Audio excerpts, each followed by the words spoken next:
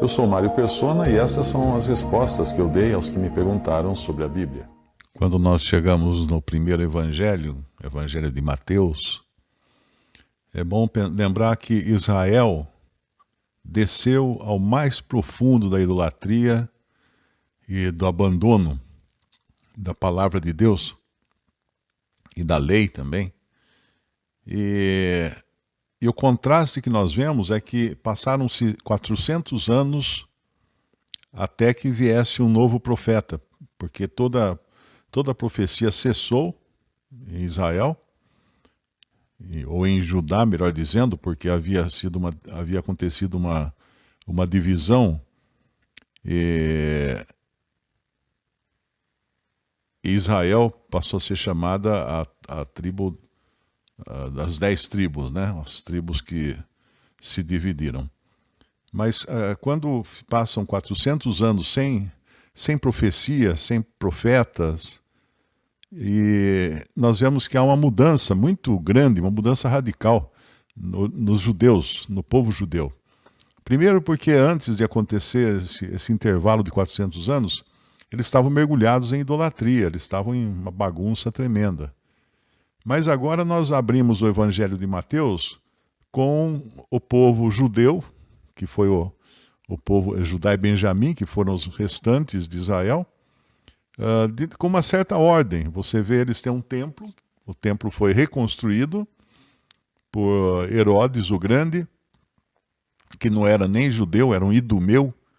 Ele foi colocado ali como um rei fantoche pelos romanos. Os romanos, quando invadiam uma terra, e esse costume também tinha os outros povos. Inclusive o mesmo costume teve Alexandre o Grande. Quando invadiam uma terra, eles não destituíam as autoridades daquela terra. Eles não desmanchavam a terra. Eles mantinham toda a sua organização e para manter a ordem também. E mantinha reis também, colocavam um rei lá. Então, embora o imperador fosse César, havia um rei na Judéia, que era Herodes o Grande. E aí vem aquele conhecimento que nós temos da profecia de Daniel, quando nós aprendemos que Deus iria colocar Nabucodonosor como cabeça de uma sequência de reis, que seriam reis de reis. Nabucodonosor foi um rei de reis. Por que isso? Porque ele reinava sobre reis das terras invadidas. Então, depois desses 400 anos, surge um profeta. Que profeta? João Batista. Batista não era o sobrenome dele, né? Era João o Batista, o que batizava. Era esse o significado. E João Batista, então, entra em cena pregando o evangelho do reino e convidando os judeus a se arrependerem, porque eles estavam totalmente errados. Então eles tinham que se arrepender do caminho que eles tomaram de afastamento, de negligência das coisas de Deus. É bom sempre entender que os evangelhos são judaísmo. Nós encontramos Jesus, um judeu, nos evangelhos, praticando o judaísmo. Ele, quando curava alguém, ele mandava a pessoa se apresentar aos sacerdotes no templo, fazer as ofertas necessárias. Nós vemos quando o Senhor nasce, o menino Jesus é apresentado no templo, como era o costume na lei, não é? José também oferece 2 pombinhos, porque eles eram pobres. José e Maria eram pobres, embora fossem da descendência real de Davi, mas eles eram pobres. Porque um pobre, uma pessoa que tivesse condições, não ofereceria 2 pombinhos. O pombinho era para pobre. Eles teriam que oferecer uma ovelha, né? Acho que era uma ovelha que oferecia. Então, todo o pano de fundo aqui, a gente não pode esquecer disso, é judaísmo, não é cristianismo. Muitos erram quando misturam tudo, pegam inclusive o batismo de João Batista como sendo um batismo cristão. Ah, mas veja que João Batista batizou no Rio Jordão. Tem gente que vai até a Judéia para ser batizado no Rio Jordão. Tem nada a ver o rio, a localização geográfica do rio. A única coisa é que o batismo pede é água, né? A água que é envolvida no batismo. Então nós temos esse tempo de transição até chegar à igreja que vai ser fundada no capítulo 2 de Atos. Então, nos evangelhos nós não encontramos a igreja, exceto em 2 capítulos de Mateus. Mateus 16, quando Pedro, é revelado a Pedro que Jesus é o Cristo, o Filho do Deus vivo, e o Senhor revela a Pedro também que sobre aquela declaração de Pedro, ele iria construir a sua igreja, e as portas do inferno não prevaleceriam contra ela. Então era uma coisa futura ainda. Edificarei a minha igreja. Então não adianta procurar a igreja nos evangelhos, porque ela ainda não existia. Edificarei, o verbo está no futuro. E depois é apresentada a igreja também em Mateus 18, quando nós vemos uma situação onde tem um que pecou, aí pecou contra outro, não é? Então o Senhor fala que eles tinham que se entender, fazer as pazes. Se aquele que pecou não se arrependesse, era para chamar 1 ou 2 irmãos para eles decidirem a questão. Se mesmo assim ele não se arrependesse, devia ser apresentado à igreja. Que igreja? A igreja vem logo em seguida a descrição. Onde estiverem 2 ou 3 congregados em meu nome, aí estou eu no meio deles. Então, a ideia de que bastaria 2 ou 3 para ser igreja não é exatamente verdadeira. Porque nós vemos que já havia 2 ou 3 tentando resolver a questão daquele homem que ofendeu o outro. Mas como não houve acordo, é dito para levar à igreja o assunto. Por quê? Porque onde estiverem 2 ou 3 congregados em meu nome, aí estou eu no meio deles. O lugar onde haveria autoridade do Senhor no meio. Então é muito distinto isso, é muito importante entender isso. E algumas traduções falam, onde 2 ou 3 se reunirem em meu nome, isso está errado. Está errado, porque está faltando o reunidor, não é? Se eu compro uma dúzia de laranjas na feira, chego em casa e despejo as laranjas na mesa, elas vão correr cada uma para um lado, vão cair da mesa e não vão permanecer. Eu preciso de um reunidor, eu preciso de uma fruteira, eu preciso de uma vasilha que mantenha essas laranjas juntas. Essa vasilha, esse reunidor, é o Espírito Santo. Então, quando alguém usa aquela versão que diz onde 2 ou 3 se reunirem ao meu nome, eu estou no meio deles, está dizendo que são os homens que têm poder de reunião. Eles que decidem reunir e reúnem. Então, eles se reuniram. Mas não é isso. A verdade é que onde 2 ou 3 estiverem congregados ou estiverem reunidos, por quem? Pelo Espírito Santo. Ele é o reunidor. Aí estou eu no meio deles. Então, feitas essas observações, nós entramos no Evangelho de Mateus, no capítulo 1, com algumas coisas aqui que são muito interessantes. Eu acho que uma delas é o fato de serem mencionadas mulheres aqui, na descendência dos antecedentes, né, nos antepassados do Senhor Jesus. O Evangelho de Mateus, ele começa a partir de Davi. Livro da geração de Jesus Cristo, filho de Davi, filho de Abraão.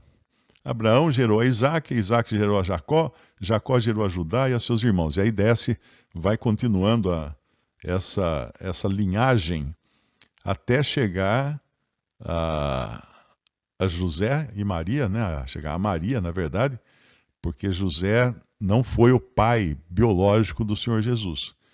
O Senhor foi gerado no ventre de Maria pelo Espírito Santo. O corpo do Senhor foi criado no ventre de Maria. O corpo dele foi criado. Ele não, porque ele é Deus. Ele nunca foi criado. Mas o corpo dele, em carne, foi criado dentro do ventre de Maria. Embora ele, sendo o Senhor, ele tivesse antes o poder de aparecer em forma humana e tangível, como ele fez quando visitou com 2 anjos Abraão na sua tenda. E ele, inclusive, foi convidado a comer ali com Abraão e também os anjos, os três, né, o Senhor e os 2 anjos, em forma humana, em forma tangível. Um poder que também os anjos têm. Os anjos têm o mesmo poder.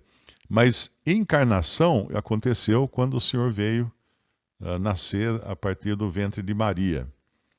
E aí então ele começa essa longa genealogia aqui, passando por vários personagens, e chama a atenção também que normalmente mulheres não tinham grande participação nas coisas em Israel, não é? Mas aqui ele vai citar algumas. E a curiosidade é que 2 delas são prostitutas. Abraão gerou a Isaac, Isaac gerou a Jacó, Jacó gerou a Judá e a seus irmãos, e Judá gerou de Tamar a Pérez e a Zerá, e Pérez gerou a Esrom, e Esrom gerou a Arão. Então nós temos aqui, já encontramos aqui Tamar, e vamos encontrar depois Raabe, não é? Tamar foi aquela que se colocou à porta da cidade, vestida de prostituta, para poder ter uma relação com seu sogro. Disfarçada, não?